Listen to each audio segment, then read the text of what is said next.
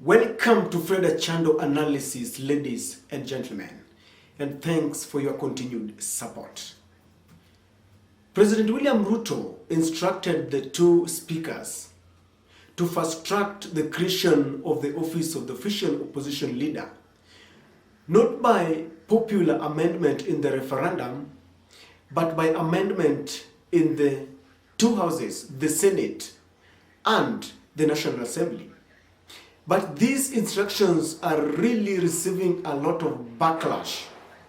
One of the people who opposed this move is the Siaya governor, James Orengo, who is reading mischief on how President Ruto and Kenya Kwanza team want this process to take place. James Orengo said that the creation of that office is not bad, but the process must be one which can stand the test of time and one that cannot be changed in a court of justice. Remember, the other time when Raila'S and Uhuru Kenyatta brought the BBI and they had the same proposals, the same thing that William Ruto is now giving people, the leader of official opposition leader, and there was a prime minister and its two deputies. Ruto went to court very fast, and the courts thwarted that move. Why? Because it was initiated by the president. And William Ruto is now seen as a man who is reneging on the very promises that he made, and is initiating a process that he understands very well can be thwarted in a court of justice. While many experts believe that maybe the reason why Martha Koome is in the US is because they are trying to iron out things so that when any Kenyan goes to court, then Madam Koome will compromise all the other judges so that they can rule in favor of the BBI. James Orengo thinks otherwise, and he's saying that we can never tell. He seems to feel that this is a ploy. Another person who heard his voice is the senator of Homa Bay, Kajwang. He is a lawyer and he's reading a sinister motive in the process. And I need not to mention Miguna, who said that we do not need to mutilate a constitution so that we can create offices. And he's saying that we already have a good constitution. The only thing that is lacking is the implementation of the articles of that constitution. And so, ladies and gentlemen, it seems that it is not going to be a walk in the park for William Samoei Ruto, because the Azimio One Kenya Brigade feels that there is something that is missing. There are links that must be complete for Raila Amolo Odinga to take this office. Please, if you're watching our channel for the first time, allow me with profound humility to request you to subscribe to our channel, click the notification bell, and give our videos many likes.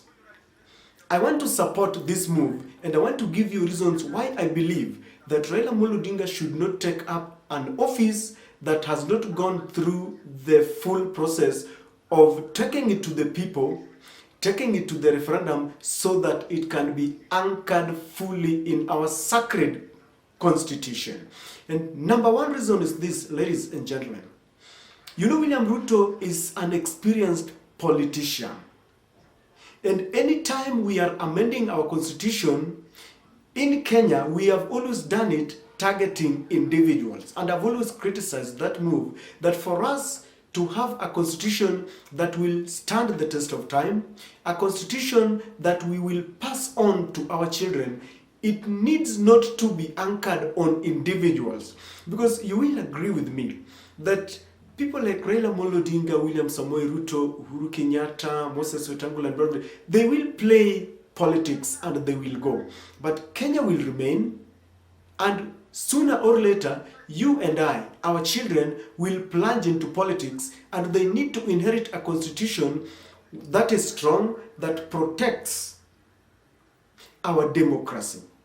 So what William Ruto seems to be doing is that he wants to take political mileage. He wants to put it in a way that he is doing the Azimio Brigade a favor. He is trying to manifest a character that he is giving Raila Amolo Odinga an office so that he can tame him. And very many experts are warning Raila against this. Because if this thing does not go to the referendum, that it will look like William Ruto has created an office for Raila Amolo Odinga. It is not going to be an office that belongs to the people. Because Raila Amolo Odinga controls, as we have always said on this platform, over 8 million individuals who believes in his policies, individuals who still swear their allegiance to him. So an office that is created should come from the people, not from the hands of one person, William Ruto, or from the hands of the Kenya Kwanza. Because once Raila takes an office that is not from the people, then you will see them. They will gag him. Anytime Raila wants to criticize the government, they will tell him that we gave you an office, and if you are joking around, we can take it. And so with that reason, I believe that Raila Amolo Odinga should not take this office until it is taken to the referendum, it is taken to the county assembly so that they can pass it, then it comes back to the Senate, goes back to the National Assembly, then it will be something that has come from the people, because Raila has always said that he is the president of the people.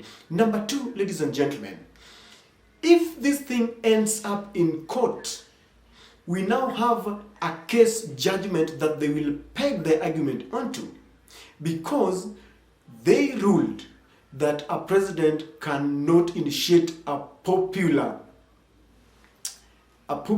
initiative, one that is going to result into amendments of a constitution. He should leave this to a common and an ordinary Kenyan. So by William Ruto doing this, you never know what will happen. They can go round and round, then this thing goes to the judiciary and they thwart it down. And when it happens, it will be humiliation, because all the Azimio Brigade seems to be supporting the creation of an office. And then they will start saying that, you see, we really wanted to give you this office, but it is the judiciary that has refused. And then you know what will happen next? Then fingers will be pointed to Azimio lawyers, people like James Orengo, Okongo Omugeni, all the lawyers, Otiende Amolo, and they will be asking questions why these brains did not see a loophole that would ensure that the courts thwart it. Now those brains must start talking now, and I want to laud Orengo for giving his voice, because very soon they will come into limelight and people will be asking, why didn't you block this before it is too late? So Raila Odinga must not allow a process that is half-baked.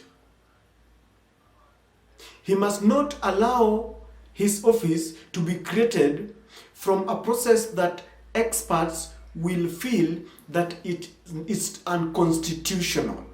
Let us have our own time. Let us go to the referendum. Let people vote whether they want this or not. Because in doing this, Raila Odinga will be showing that indeed he has got the 8 million people who voted for him.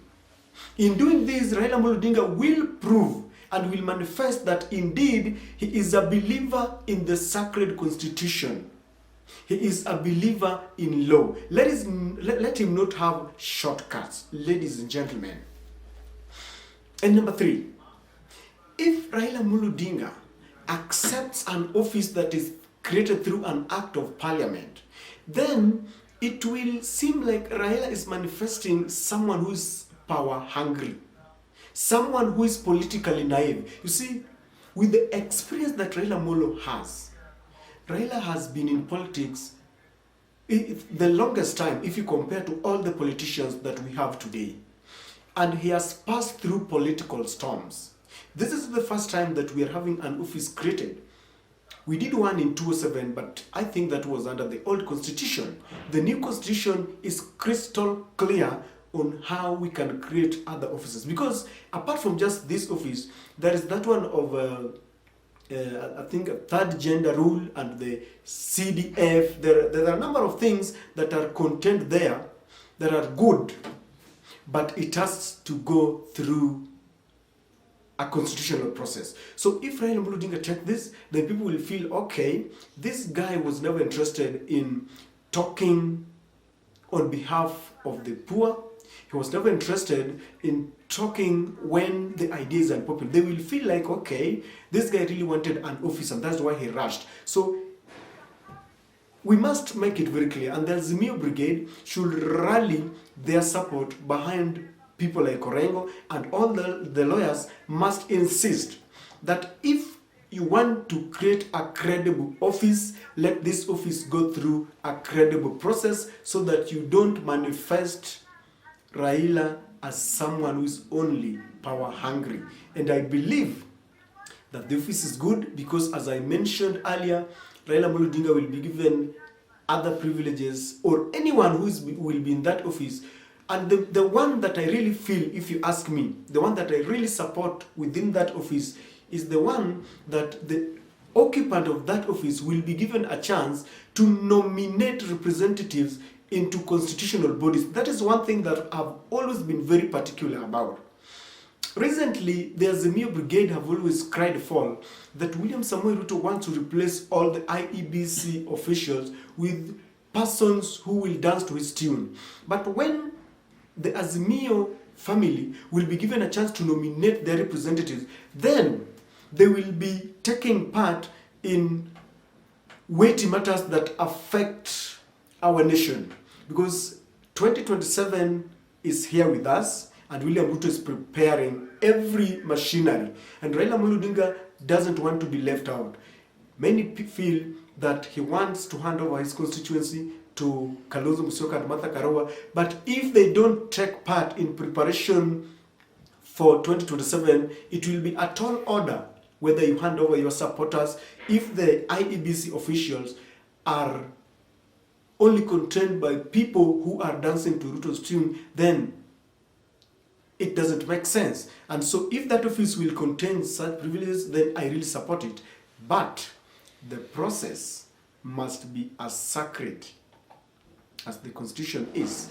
Because if the process that yields that office is unconstitutional, then that office is unconstitutional, the occupants will be unconstitutional, and it will be brought down in a court of justice.